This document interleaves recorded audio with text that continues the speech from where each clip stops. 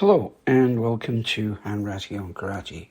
I'm going to follow on this series of podcasts where we're kind of doing a commentary or explanation or translation, if you like, of Funakoshi's 20 precepts.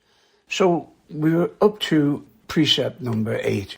This one has quite a few meanings in the translation, but if you look at the Japanese, it goes Dōjō nomi no karate to omou.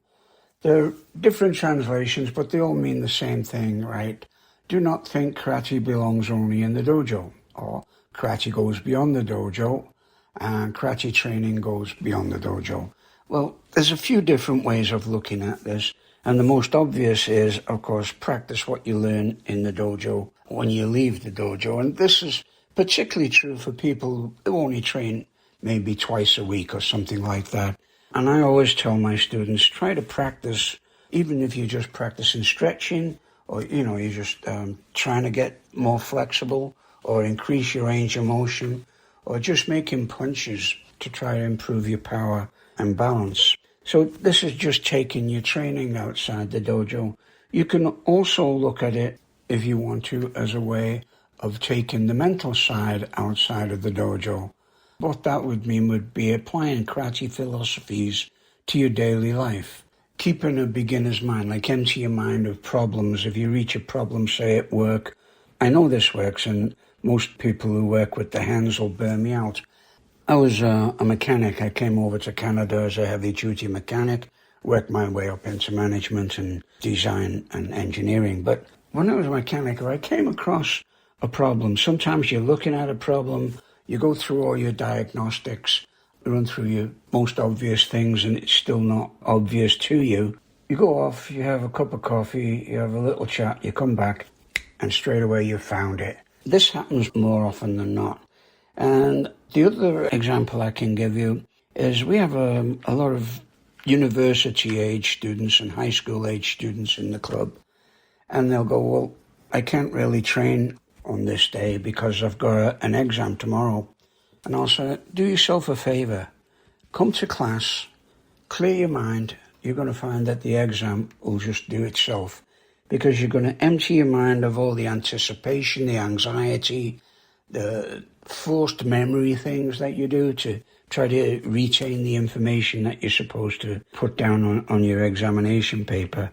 And more often than not, it works, because you're emptying your mind. It's kind of like meditation, but it's just shoshin, really, keeping a beginner's mindset, emptying your mind, as the old saying goes, emptying your teacup so that it can be filled with fresh tea, okay? If your mind's open, then there's many possibilities that'll come in there.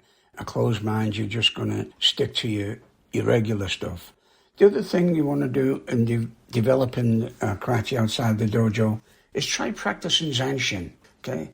Zanshin is a state of awareness, but you need to train the remaining mind, literally translated as the remaining mind. So you always have to be aware that somebody can hurt you, but it's also a case of being aware. And I'll tell my students, do you walk down your pathway of a morning? Oh, yeah. Okay, how many steps does it take? And they really don't know, because it's something that they do automatic. They don't really think about it. But there's a part of your mind that knows, and you just have to access that. But you should also be aware of your surroundings. I teach this in my self-defense classes, especially ladies' self-defense classes, that you should always be aware of your surroundings. Don't go in isolated areas, in dark areas where you might be alone. Try to foresee any potential danger and avoid them. Dealing with attackers, take in everything else that's happening, okay? Try to stay with crowds. If you scream in a crowd, you're more likely to get attention if you scream, say, in an alleyway when there's nobody there. So try to practice your zanshin.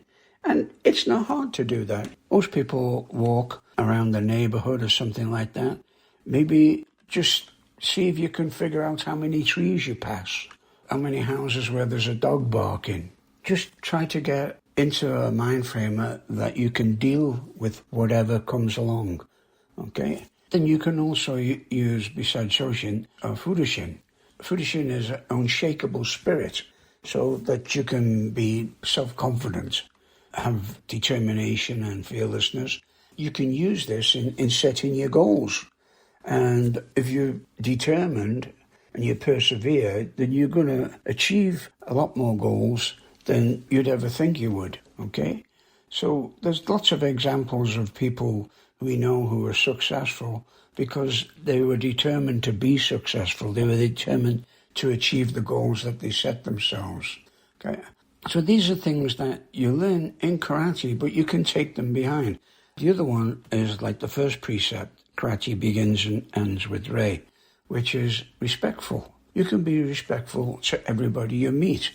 You know, we've all seen those jerks who treat waiters and waitresses or cleaners like there's something lower than them. You don't get that so much in Canada as you do a little bit south of the border here. But arrogance is not something that we tend to come across in Canada. They're quite well-behaved, polite people. Even I think this, having been here 45, 46 years now, still a difference to what you see in Liverpool. It's not that Liverpool people weren't polite, but they were a little bit more, how can I say, they were a little bit more suspicious, especially if you didn't come from the area. We were a little bit more colloquial in our outlook. You tended to protect which area of the city you came from. But it doesn't mean to say that you can't be respectful to everybody else. So just try to free your minds and get rid of judgment and resentment, and you'll find this will lighten your spirit. Okay, so that's taking your training outside the dojo. Not so much your physical training, although that's very important. I wasn't fantastic in my training, right? It didn't come easy to me. What I used to do is I used to practice anything that was hard over and over and over again. That's just the way I did it. I remember practicing Heian Yondan, and the two side kicks were very hard for me. Okay, so what I do is I practice to do side kicks, side to side to side to side. Just keep working at it until I got it. It worked for me. Eventually I got to do a half-decent side kick, followed by the elbow smash, and it worked. And then the next little bit, which is kind of like the signature part of Heian Yondan, it worked for me. I managed to put it all together, right? So working your karate outside the dojo, see if it helps you in your training. Okay, let's just move on to number 9. Number 9, karate is a lifelong pursuit. And this is true. For me, it's especially true because it's something that I've followed all my life. It's something that I've never had a problem doing. Always been determined to get as good as I could be with it. I may not be as good as I should be, but definitely as good as I could be. And this was a challenge for me. It's different for everybody, but the thing is, if you keep working at it all your life and apply the philosophy to your life, you may find that your life has a lot more meaning. I didn't have a problem. I worked all my life right up until I was 67. And I found when I'd retired, it wasn't that I was looking around for something to do, okay? No, I found that I wondered how I had time for work prior to retiring because karate took up even more of my life.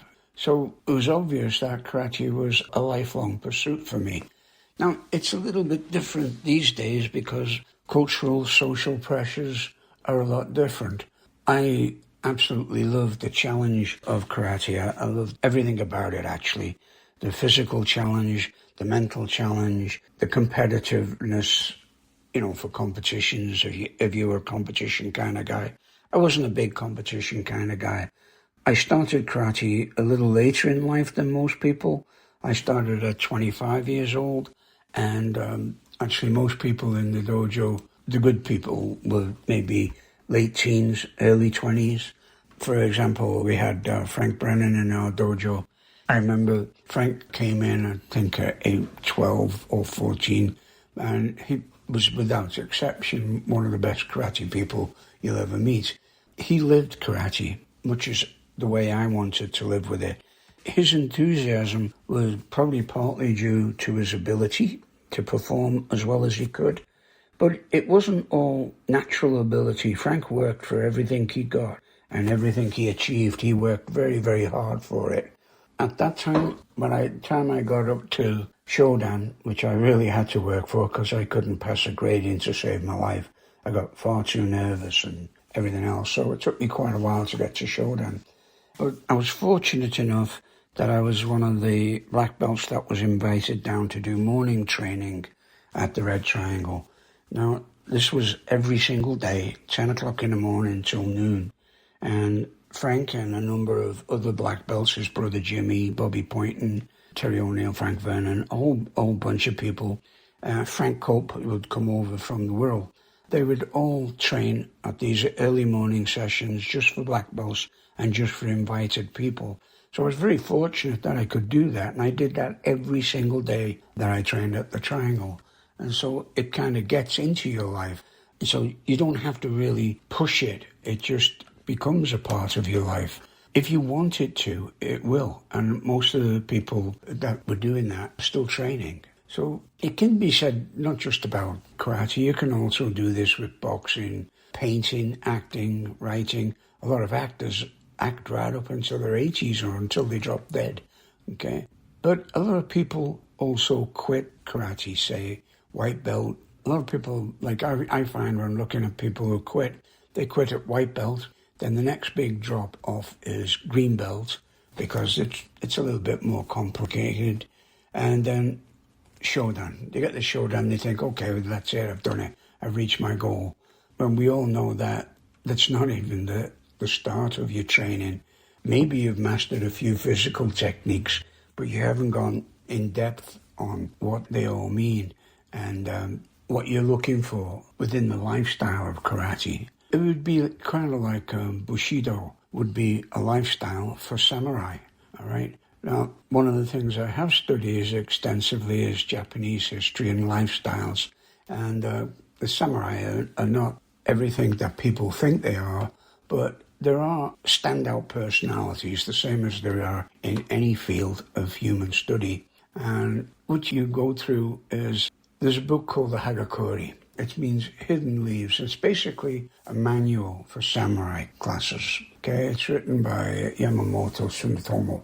There's different passages in the book that will relate directly to your karate training, but they relate to everything in life as well. It's like Gorin no Sho, a book of 5 rings by Musashi, okay, the famous swordsman.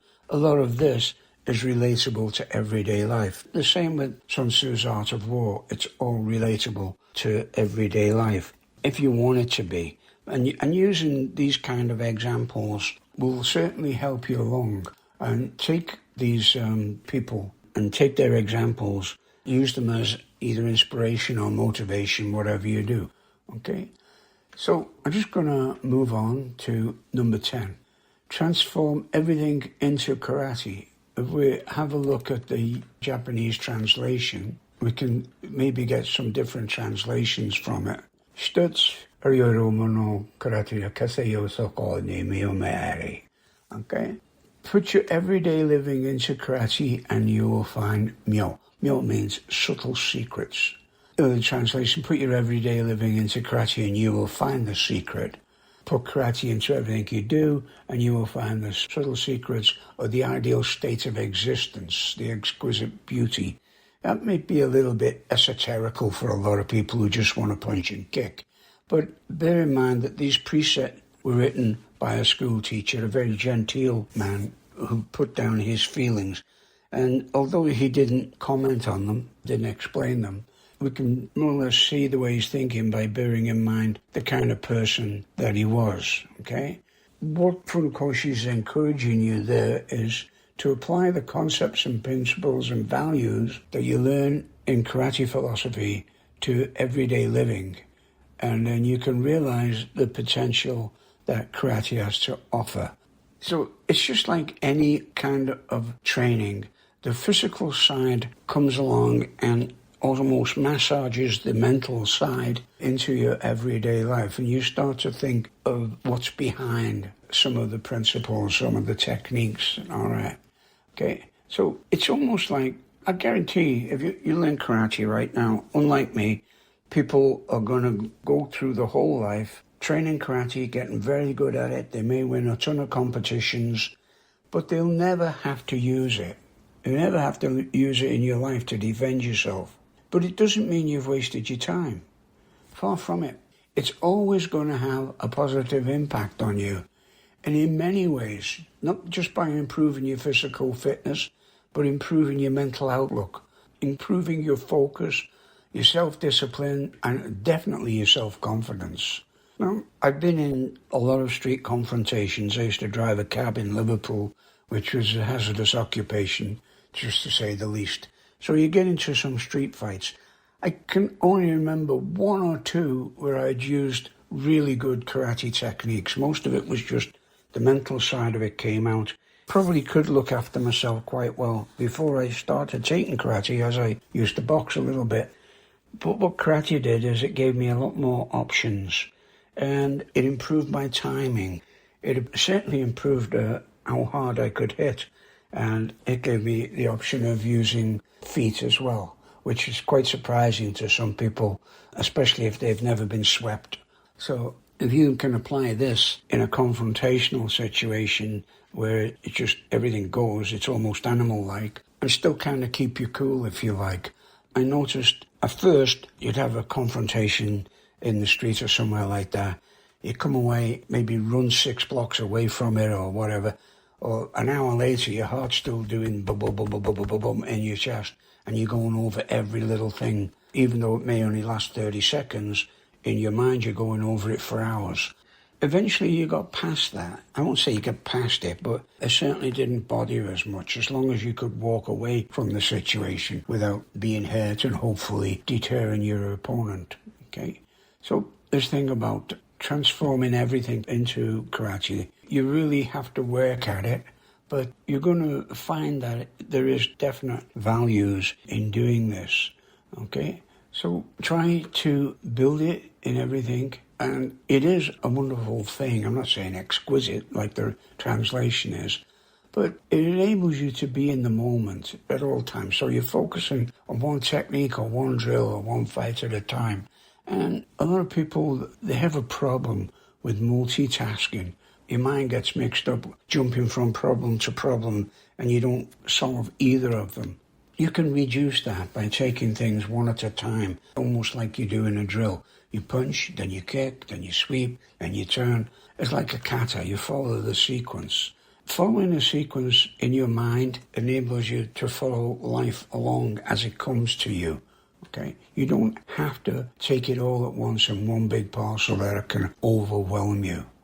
All right? So just remember that if you transform everything into karate and say you have a problem, take it piece by piece instead of trying to solve it all once. That way you're going to find that you got through the problem without all of the anxiety. So yeah, transform everything into karate, then you'll find, the secrets behind it. And the secrets behind it are more or less the philosophy. So I'll leave it at that. We're halfway through the precepts. Most of them I find are a little bit repetitive, so hopefully we'll get through the next half a little quicker. Okay, so just my thoughts. If you ever have a chance, have a look through the precepts and give me your own thoughts on them. Okay, take care. Bye.